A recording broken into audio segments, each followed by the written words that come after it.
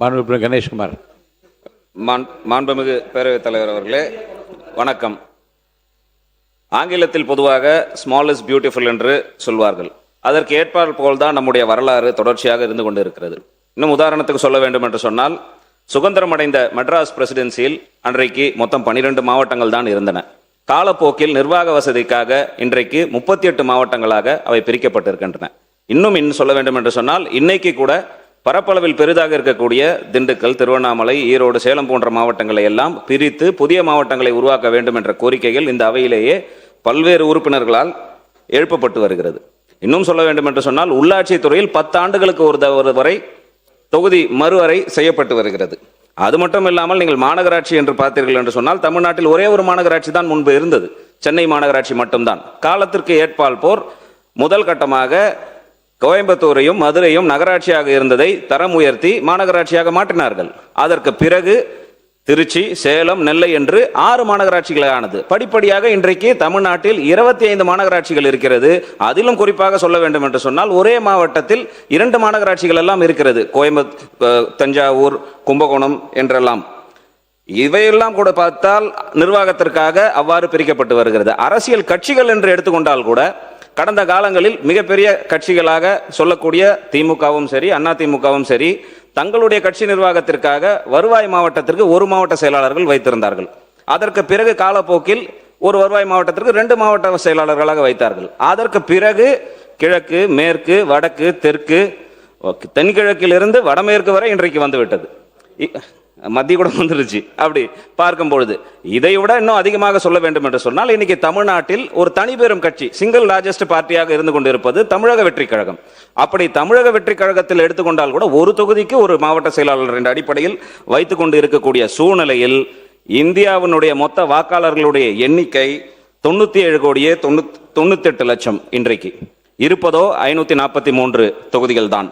கிட்டத்தட்ட நம்ம 100 கோடி வாக்காளர்களை நெருங்கி கொண்டிருக்கக்கூடிய சூழ்நிலையில் இது அளவீடு என்று எடுத்து பார்த்தீங்கன்னா, சராசரியா ஒரு நாடாளுமன்ற தொகுதிக்கு 18 லட்சம் வாக்காளர்கள் கிட்ட வருகிறார்கள். மக்கள் தொகை என்று எடுத்தால் அது ஒரு 20 லட்சமாக இருக்கும். தமிழ்நாட்டில் அப்படியே பார்த்தீங்கன்னா, தமிழ்நாட்டுடைய மொத்த வாக்காளர்களுடைய எண்ணிக்கை 5,73,00,000, கிட்டத்தட்ட 6 கோடி வாக்காளர்களை நாம் நெருங்கி கொண்டு இருக்கிறோம். அப்படி நீங்க கணக்கு எடுத்து பார்த்தீங்க என்று சொன்னால் இருப்பதோ 39 தொகுதி.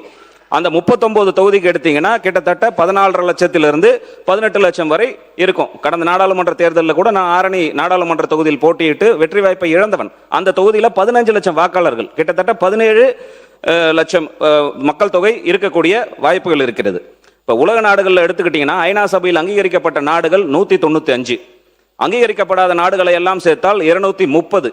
இப்படி நீங்க அந்த நாட்டுகளுடைய மக்கள் தொகையும் நம்முடைய தொகுதியினுடைய வாக்காளர்களின் எண்ணிக்கையும் கணக்கிட்டாலே கூட ஆரணி நாடாளுமன்ற தொகுதி 43வது பெரிய நாடிற்கு சமமாக இருந்து கொண்டிருக்கும். உதாரணத்துக்கு சொல்ல வேண்டும் என்று சொன்னால், Iceland, Maldives, Brunei, Malta, Cyprus போன்ற நாடுகளின் மக்கள் தொகையை விட ஒரு நாடாளுமன்ற தொகுதியினுடைய வாக்காளர்கள் மிக அதிகமாக இருந்து கொண்டிருக்கக்கூடிய சூழ்நிலை இன்னைக்கு இருந்து கொண்டிருக்கிறது. இதையெல்லாம் கருத்தில் வைத்து கடந்த காலங்களில் இந்த தீர்மானத்தை, இந்த ஒரு சட்ட முன்வடிவை மத்திய அரசாங்கம் கொண்டு வந்த முயற்சித்த பொழுது அன்றைக்கு ஆளுங்கட்சியாக இருந்த திமுக 5/3/2025 ஒரு அனைத்து கட்சி கூட்டத்தை கூட்டினார்கள். அந்த கூட்டத்தில் திமுக பங்கேற்றது, அண்ணா திமுக பங்கேற்றது, பாட்டாளி மக்கள் கட்சியின் சார்பாக பாட்டாளி மக்கள் கட்சியினுடைய தலைவர் மருத்துவர் அன்புமணி ராமதாஸ் பங்கேற்றார், தமிழக வெற்றி கழகமும் பங்கேற்றது. தமிழக வெற்றி கழகத்தின் சார்பாக அப்போதைய பொதுச் செயலாளர் மரியாதைக்குரிய மாண்புமிகு நீர்வளத்துறை அமைச்சர் மரியாதைக்குரிய அண்ணன் என் ஆனந்த் அவர்கள் அந்த கூட்டத்தில் கலந்து கொண்டார்கள். காங்கிரஸ் கட்சியின் சார்பாக தற்போது இருக்கக்கூடிய அமைச்சர் மதிப்புக்கும் மரியாதைக்குரிய மாண்புமிகு அமைச்சர் ராஜேஷ் அவர்கள் கலந்து கொண்டார்கள். அதேபோல் காங்கிரஸ் கட்சியினுடைய தலைவர் செல்வ பெருந்தகை அவர்கள் கலந்து கொண்டார்கள். விடுதலை சிறுத்தைகள் கட்சி என்று நீங்கள் எடுத்துக்கொண்டால் அதனுடைய பொதுச் செயலாளர் மதிப்புக்கும் மரியாதைக்குரிய அண்ணன் தொல் திருமாவளவன் அவர்கள் அந்த கூட்டத்தில் பங்கேற்றார். அவருடைய நாடாளுமன்ற உறுப்பினர் மரியாதைக்குரிய ரவிக்குமார் அவர்களும் பங்கேற்றார்கள். மதிமுக சார்பில் அதனுடைய பொதுச் செயலாளர் வைகோ அவர்கள் பங்கேற்றார். இந்திய கம்யூனிஸ்ட் கட்சியின் சார்பாக அப்போதைய அவர்களுடைய தலைவர் மரியாதைக்குரிய தோழர் முத்தரசன் அவர்கள் அப்பொழுது பங்கேற்றார்கள். மார்க்சிஸ்ட் கம்யூனிஸ்ட் கட்சியின் சார்பாக அதனுடைய தோழர் தலைவர் மரியாதைக்குரிய சண்முகம் அவர்கள் அன்றைக்கு பங்கேற்றார்கள். அது மட்டும் இல்லாமல் இந்த அவையில் இருக்கக்கூடிய சட்டமன்ற உறுப்பினர்களாக இருக்கக்கூடிய மரியாதைக்குரிய சட்டமன்ற உறுப்பினர் ஜவஹர் உல்லா அவர்களுக்கும் மரியாதைக்குரிய சட்டமன்ற உறுப்பினர் தமிமுன் அன்சாரி போன்ற அனைத்து கட்சி பிரதிநிதிகள் மட்டுமல்லாமல் இயக்கங்களின் பிரதிநிதிகளும் பங்கேற்று அந்த கூட்டத்தில் பாட்டாளி மக்கள் கட்சியினுடைய தலைவர் மருத்துவர் அன்புமணி ராமதாஸ் முன்வைத்த கோரிக்கை என்னவென்று சொன்னால், இங்கே தமிழ்நாட்டை பொறுத்தவரை 2026ஆம் ஆண்டு எடுக்கப்படுகின்ற மக்கள் தொகை கணக்கெடுப்பின் அடிப்படையில் இந்த தொகுதி வரையறை நடத்தப்படுமே ஆனால் பாட்டாளி மக்கள் கட்சி அதை கடுமையாக எதிர்க்கும் என்று அந்த நேரத்தில் பதிவு செய்த கையோடு, அதே நேரத்தில் இன்றைக்கு 543 தொகுதிகளில் தமிழ்நாட்டில் 39 தொகுதிகள் இருக்கின்றன. விகிதாச்சார அடிப்படையில் எடுத்துக்கொண்டால் இது 7.18 வருகிறது.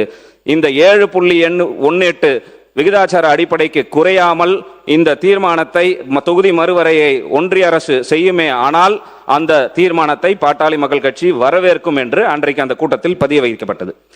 இதையே ஒட்டி அனைத்து கட்சிகளும் ஒன்றாக இணைந்து அந்த கூட்டத்தில் நிறைவேற்றப்பட்ட தீர்மானத்தின் அம்சங்கள் என்னவென்று சொன்னால், நாடாளுமன்றத்தில் தற்போதைய உறுப்பினர்களின் எண்ணிக்கை உயர்த்தப்படும் பட்சத்தில் 1971ஆம் ஆண்டு மக்கள் தொகை அடிப்படையில் தற்பொழுது நாடாளுமன்றத்தில் இரு அவைகளிலும் மாநிலங்களிடையே எந்த விகிதத்தில் தொகுதிகளின் எண்ணிக்கை உள்ளனவோ அதே விகிதத்தில் தமிழ்நாடு உட்பட தென் மாநிலங்களின் தொகுதிகளின் எண்ணிக்கையை உயர்த்துவதற்கு தேவையான அரசியல் சட்டத்தை மேற்கொள்ள வேண்டும் என ஒன்றிய அரசை இந்த அனைத்து கட்சி கூட்டம் வலியுறுத்துகிறது.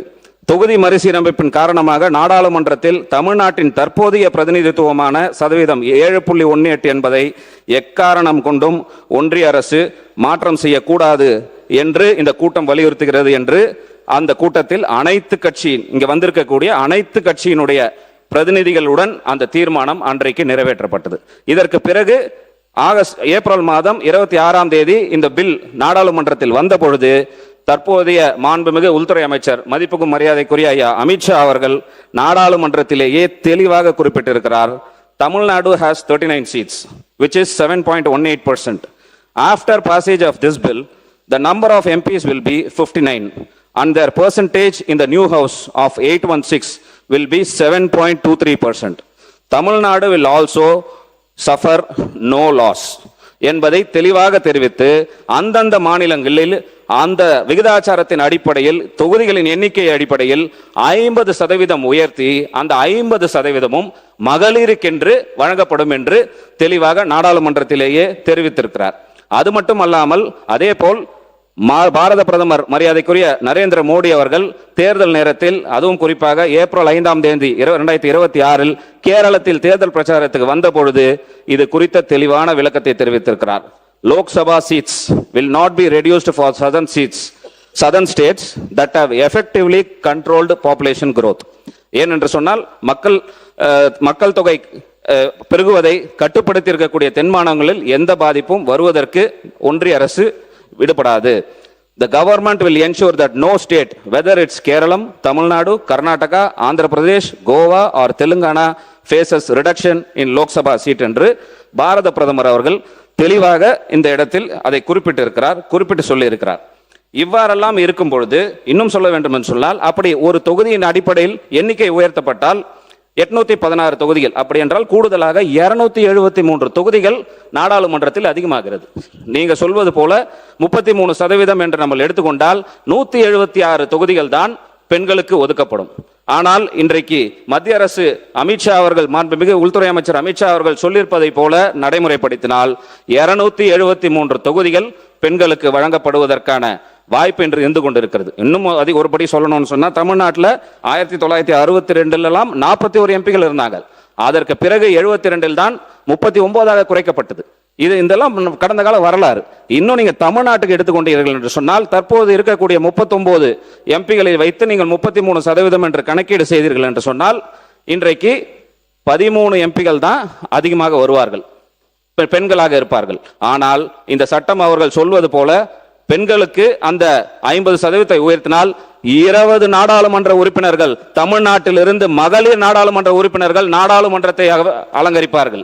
இன்றைக்கு வெறும் 5 பெண் நாடாளுமன்ற உறுப்பினர்கள் தான் அந்த அவையை அலங்கரித்துக் கொண்டிருக்கிறார்கள். அது மட்டுமல்ல, நம்முடைய சட்டமன்றம் எடுத்துக்கொண்டால் கூட மாண்புமிகு முதலமைச்சர் அவர்கள் சொன்னது போல 234 தொகுதி இப்ப இருக்கின்ற வகையிலேயே நீங்கள் 33% மசோதாவை நிறைவேற்றினீர்கள் என்று சொன்னால் கூடுதலாக இன்றைக்கு உறுப்பினர் சுருக்கமா முடிச்சிருக்கு. இன்னைக்கு 33% சொன்னீங்கன்னா 77 பெண் சட்டமன்ற உறுப்பினர்கள் தான் இந்த அவைக்கு கிடைப்பார்கள்.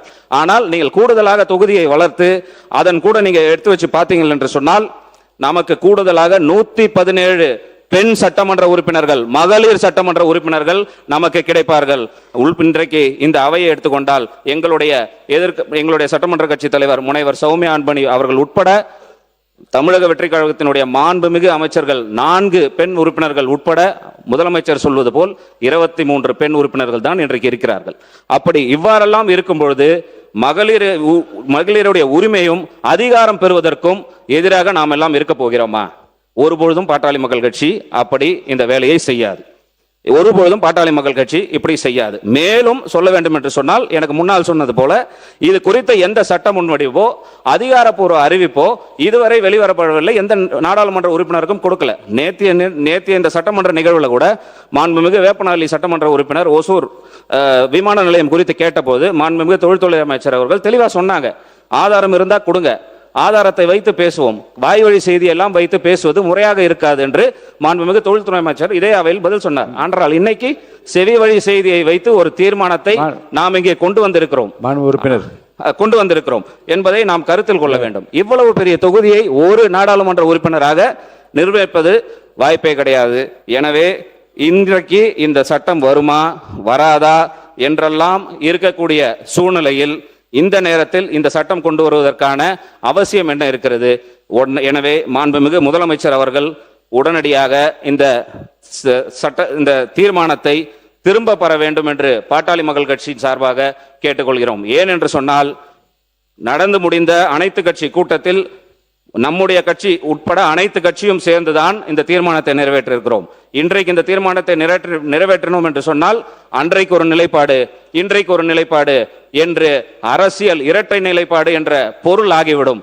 மேலும் இத்தீர்மானத்தை நிறைவேற்றுகிறீர்கள் என்று சொன்னால் இதில் ஒருமனதாக என்ற வாக்கியத்தை நீக்க வேண்டும் என்று தெரிவித்துக் கொண்டு, ஏனென்றால் பாட்டாளி மக்கள் கட்சி நீங்க உங்க கருத்தை மட்டும் சொல்லி முடியும். எந்த வாக்கியத்தை போட்டு நிறைவேற்றுவதை பற்றி நான் முடிவெடுப்பேன். ஏன் அந்த ஒருமனதாக என்ற வார்த்தை அந்த தீர்மானத்தில் இருக்க வேண்டாம் என்று நாங்கள் கேட்டுக்கொள்வதற்கு காரணம், இந்த தீர்மானத்தை பாட்டாளி மக்கள் கட்சி பெண்களின் உரிமைக்காகவும் அவர்கள் அரசியல் அதிகாரம் பெறுவதற்கும் எதிராக நாங்கள் பார்க்கின்ற காரணத்தினால் இந்த தீர்மானத்தை நாங்கள் ஆதரிக்கவில்லை என்று கூறி அமர்கிறேன். நன்றி.